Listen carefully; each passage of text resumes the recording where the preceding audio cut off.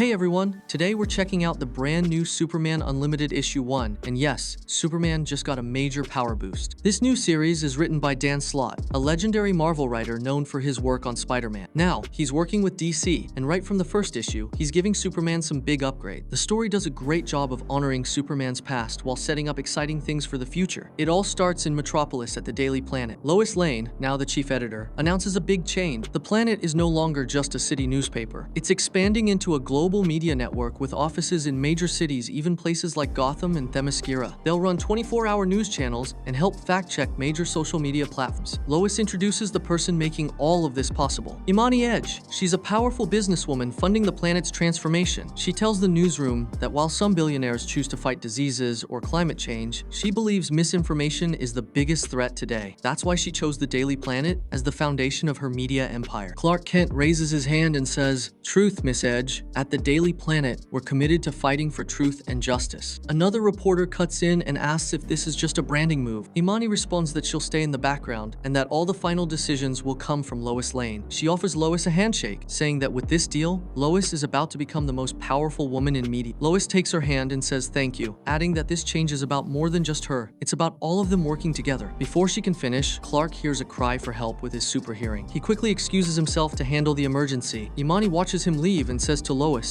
"Unbelievable. One of the most important moments of your life, and your husband walks away right in the middle of it." Lois smiles and responds, "When I became editor-in-chief, Clark Kent became our lead reporter on the Superman beat. If Superman is out there doing something, then so is Clark. So, if you want to know where he went, he's doing his job." We then see the classic moment, Clark pulling open his shirt to reveal the Superman symbol underneath, taking off into the sky in a flash of red, blue, and gold. Meanwhile, in another part of the city, police are chasing down a car full of intergang members. One officer calls for help over the radio saying, "We're approaching 78th and Donner. They're hitting us with advanced weapons. We need backup." His partner responds with relief, "Backup's here. Superman has arrived." Superman swoops in just in time. He stops the runaway car, pulls the criminals out, and wraps them up using a metal pipe. But one of the thugs speaks up and says he wants to tell Superman something. Superman, staying calm, says, "I'm listening." The guy says, "Remember last week when you stopped that giant ape from crushing Star City?" Superman nods. "Tittano. Yes, you remember." The thug continues, "Well, my Aunt Dottie lives in Star City, so thanks for saving her." Superman smiles and replies, "Anytime," before flying off. The other thug glares at his partner and says, "Dude, you're embarrassing me." But the guy just shrugs and says, "What? She's my favorite aunt." From there, we follow Superman as he continues his usual day saving one life at a time. He hears a woman yelling for help. Her son has fallen into the lion enclosure at the zoo. Superman gently steps in, calmly holds back the lion, and helps the boy to safety. But he doesn't stop there. Next, he flies off to stop a passenger plane that's losing altitude. Then he puts out a fire engulfing a high-rise building. Then he helps a sinking ship full of passengers. One after another, Superman handles each emergency like it's just another part of his routine. Finally, after all the chaos, Superman hovers in the sky for a moment, looking down over the city. "There it is," he says to himself. "Can you hear it? Everything is calm. No cries for help, just the peaceful hum of a city at rest. I live for moments like..." Before he can finish that thought, he hears music. Down in the park, a young girl is sitting under a tree, strumming her guitar and singing a soft tune. Superman glides down, gently drops a few bills into her open guitar case, and says, "Hey, just wanted to say I make a point to listen to every new song out there, and yours is really good. I hope I get to hear more of it." The girl looks up in awe, and with a big smile says, "Thanks." And just like that, Superman takes off again, disappearing into the sky. It's moments like this, not just the big heroics, but the small, quiet ones that show why Superman is so loved. After all the world saving, he still takes time to make someone's day just a little better. That's what makes him more than just powerful. It's what makes him Superman. On the next page, Superman receives a message from the Justice League's Watchtower. Watchtower to Superman, "Come in." He responds quickly, "Superman here. What's going on?" The Watchtower crew informs him that they've just picked up something huge, an extinction-level asteroid heading straight for Earth. All of the major Justice League members are off-world, so they need Superman to handle this one alone. Inside the Watchtower, Elongated Man, Green Arrow, and Black Canary turn to Red Tornado asking, "How did something this massive slip past your sensors?" In this era of the DC universe, Red Tornado serves as the Watchtower's AI operator, similar to Jarvis in Marvel. He explains that his short-range scans finally picked it up because the outer surface of the asteroid is made of pure neutron. This kind of material isn't supposed to be usable until far in the future, sometime around the 31st century. Why it's here now, or how it got here, is a mystery for another time. What matters most is that this giant chunk of nearly indestructible metal is on a crash course with Earth. Without hesitation, Superman launches into space and crashes directly into the asteroid, tearing it apart with brute force. But then he he realizes something's wrong. As the pieces fly apart, he notices that the neutron was just a thin coating, barely even a micron thick. The real danger was hidden underneath. The entire core of the asteroid is made of solid kryptonite. Superman instantly feels its effects as his strength drains away. He gasps, "I failed. I've let everyone down." We then see the shocking sight of a massive kryptonite asteroid descending toward Earth, while Superman is visibly weakened and struggling to move. On the following page, Superman is clearly in distress. The kryptonite is draining his strength, but he forces himself to stay focused. "No, Clark, not now. This isn't the time for doubt," he tells himself. He calculates rapidly. Once the asteroid hits the atmosphere, only 12.8 seconds remain before a catastrophic impact. He searches for the point of impact and finds it, Rio de Janeiro. He can sense over 16 million lives down there. He tunes into every heartbeat and thinks, "Don't worry, you're all going to be..." But before he can finish, the strain overwhelms him. He groans, pushing back against the kryptonite mass with every bit of his remaining strength. "I've never felt anything like this," he thinks. "It's overwhelming, but I have to keep going. I can't give up." With his power nearly exhausted, Superman holds the asteroid back through sheer determination. As he pushes, images from his past begin to flash through his mind, moments with his Kryptonian parents sending him away from their collapsing world, and memories of the Kent family who raised him with love and kindness. For several pages, as he continues his struggle, his life plays out in fragments, from the final moments on Krypton to growing up in Smallville to every stand he's taken for the people of Earth. All of it returns to him now, giving him strength as he resists the force pressing down on him. His thoughts drift back to where it all started, the Kent farm in Smallville. Life there once felt peaceful, normal even, until one day, his extraordinary abilities began to reveal themselves. First, X-ray vision, then flight, each new gift more astonishing than the last. He remembers the moment his father, Jonathan Kent, handed him his first pair of glasses. "I don't know why you've been given these abilities, Clark," his dad said, "and while I believe you're ready for them, I'm not sure the world is." Clark, still unsure of his place in the world, asked, "So you and Mom want me to wear these so people don't know who I really am?" His father smiled. "No, son, it's so they can see who you really are beyond what you can do." Even now, Superman reflects on that moment with gratitude. He always understood, he thinks. More memories surface. He sees himself in school, where Lana Lang once asked Lex Luthor to come with them to a corn maze. Lex, with a full head of hair back then, replied dryly, "Spare me from the hay ritual." Clark remembers Lex had always been difficult, even back then. "I did my best to fit in," Superman recalls, "even though I knew I was different." Then came the turning point. Jonathan Kent took Clark out to the barn one day. Inside an old shed, under a tarp, was something Clark had always been curious about. His father looked at him and said, "It might look like a rocket ship, but it's not. It's a cradle. This is what brought you to us." When Clark touched the ship, something awakened inside him. Flood of knowledge entered his mind, the Kryptonian language, advanced science, the history of his people, and the legacy of his family. "That ship didn't just reveal where I came from," he remembers. "It gave me a sense of belonging, a connection to something greater." Meanwhile, Martha Kent was creating something special, his first suit, a symbol of hope, stitched with care and love. "My parents never asked me to choose between two worlds," Clark thinks. "They taught me to embrace both, to use what I've been given to make a difference." Among all the gifts he's received, knowledge, power, purpose, none meant more than one he never expected. A warm memory returns. The day Krypto arrived. Somehow, his loyal dog from Krypton had made the long journey to Earth. Clark rushed to the field the moment he saw the impact site, and there he was, Krypto, tail wagging, ready to reunite with his best friend. "Of all the blessings I've known," Superman thinks, a faint smile breaking through the struggle, "none will ever mean more than that, my friend." The memory continues. Clark remembers the first time he really stepped into his powers as Superboy. During that time, he even traveled to the future and joined the Legion of Superheroes. That experience changed him. It opened his eyes to how vast the universe truly was. "They showed me a future full of hope," he thinks. "A universe where anything was possible. They inspired me, and somehow, I inspired them too." One moment stands out. He's walking through the future when he sees a massive golden statue of himself. "Whoa," young Clark says. "What's that supposed to be?" One of the Legion members answers, "It's a centennial monument dedicated to the greatest hero, maybe even the greatest person to ever live, Superman. You." They explain that one day, he will be the one to unite not just Earth, but many worlds, bringing people together in peace. Clark, still just a kid, is stunned. "That's a lot," he says. Saturn Girl, reading his thoughts, gently smiles. "I know. I can see all the questions forming in your mind." Clark hesitates for a moment, then asks, "So,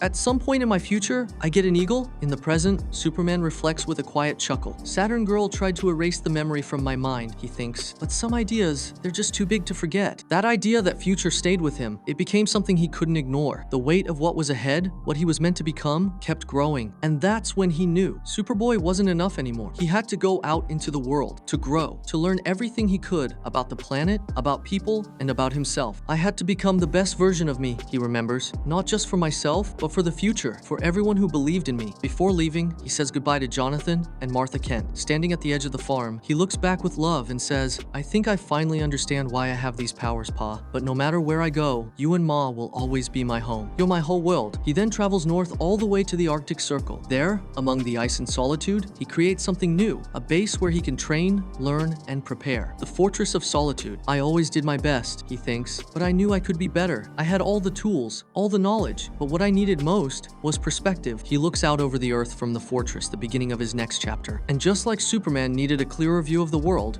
needed a better view of him too. That's when Clark Kent joined the Daily Planet. He brought them the very first photos of Superman of himself, helping the city see the new hero for the first time. It was also the start of something else, his first encounter with Lois Lane. Lois, sharp as ever, looked over his story and said, "I'll give you credit, Kent. You figured out who the blue blur was, your hometown hero, Superboy, now calling himself Superman. But don't think your small-town sources are going to keep helping you forever, Smallville." Clark smiled and replied, "Ms. Lane, hi. Actually, you're the reason I brought my first story here instead of to any other paper. I came to learn from the best." Lois raised an eyebrow. "Is that so?" Then with a smirk, she added, "All right, farm boy, stick with me and try to keep up." From there, things moved quickly. Superman's presence became public, and so did the first true challenge to it, Lex Luthor. During a press event, Lois questioned Lex directly. He confidently addressed her and the world, saying, "I'll have proof by tonight." What he meant, his plan to use kryptonite in an attempt to bring Superman down. Then, we jump back to the present. Superman is still straining with everything he has, pushing the enormous kryptonite asteroid away from Earth. He tells himself, "It's enough. Earth is safe. Rio won't be hit. The splashdown will happen far off, out at sea." But then he hears something else. A heartbeat. No, there's a fishing village. Remote. 37 people. They won't survive if this hits. He knows what he has to do again. "I have to change the course one more time," he says. "This is going to hurt." As he shifts the asteroid's direction once again, the pain worsens, but his determination never fades. "I've come full circle," he thinks. "After everything I fought prisoners from the Phantom Zone, the thief who tried to steal Kandor, what's finally taking me out? A piece of home." He realizes something deeper. "I never truly escaped the explosion of Krypton. It's been chasing me my whole life, but in the meantime, I lived. I had adventures. I found family. I made friends." Then, flashes of his life fill the page. We see him kneeling with a ring, proposing to Lois. Her joyful yes. We see him locked in brutal combat with Doomsday. For one moment, he thinks, everything was perfect, until Doomsday, until the day I died. And then, we see them, the heroes who rose up to carry his legacy after he fell. Steel, Superboy, the Eradicator, and Cyborg Superman appear as memories of those who rose in Superman's absence. Through narration, it is revealed that a combination of Kryptonian biology and advanced Kryptonian science allowed Superman to return from death. Upon awakening, Superman stood in his recovery suit, gazing at the Centennial Monument built in his honor. The sight triggered full recollection of the events. Though he never received the eagle once mentioned to him in the future, he had unknowingly fulfilled that legacy. Superman reflects on the life he built after returning. He was free to live as he had always dreamed to share his life with Lois, to become a father to Jonathan Samuel Kent. He acknowledges that raising his son was one of the greatest gifts of his life. He regrets the years taken from them when Jonathan returned older than he had left, yet remains grateful for the time they now share. In the present, Superman continues pushing against the kryptonite asteroid. Severely weakened, he attempts one final redirection to avoid a small fishing village. In his final thoughts, he calls out to his son, asking him to share his love with the Kent family and Lois. He accepts that not every battle can be won, but emphasizes that a meaningful life is not defined by victory. As he exhales what appears to be his final breath, the asteroid crashes down. Moments later, Superman regains consciousness. Confused, he finds himself in the Justice League Watchtower's medical bay. Krypto leaps onto him, and Professor Haley informs him that Krypto had not left his side in weeks. When Superman asks how long he was unconscious, Haley confirms it has been 3 months. Lois, Jonathan, and Martha Kent arrive, and Clark learns that Lois managed the Daily Planet's media launch remotely from his bedside. After reconnecting with his family and fellow heroes, Batman requests a private moment with Superman. He leads him to a viewing window, instructing him to look down using his X-ray and telescopic vision. Batman points out the region between Brazil and Corto Maltese. Superman identifies it as the newly risen nation of El Caldero. Batman explains that during Superman's coma, El Caldero became the most prosperous nation on Earth. It now controls the largest supply of kryptonite, which has become the world's most valuable resource. The global economy has shifted drastically in only 3 months. Superboy and Supergirl enter and warn Superman of the dangers this new reality poses. Kryptonite is now accessible to countless threats: the League of Assassins, Inner Gang, the Cult of Cobra, and others. Supergirl states this is now the new normal. Superman responds that they will find a way to handle it and that difficult times call for strong resolve. Superboy notes that Superman has an advantage now and implies there is something he doesn't know yet. Batman activates a spectrometer, illuminating the truth. He informs Superman that he was buried beneath a mountain of kryptonite and should should not have survived, yet he did. The scan reveals his transformation. Superman's body begins to glow gold. Batman explains that this change is the reason he lived. Superman is visibly altered, now radiating golden energy. This may indicate the beginning of a transition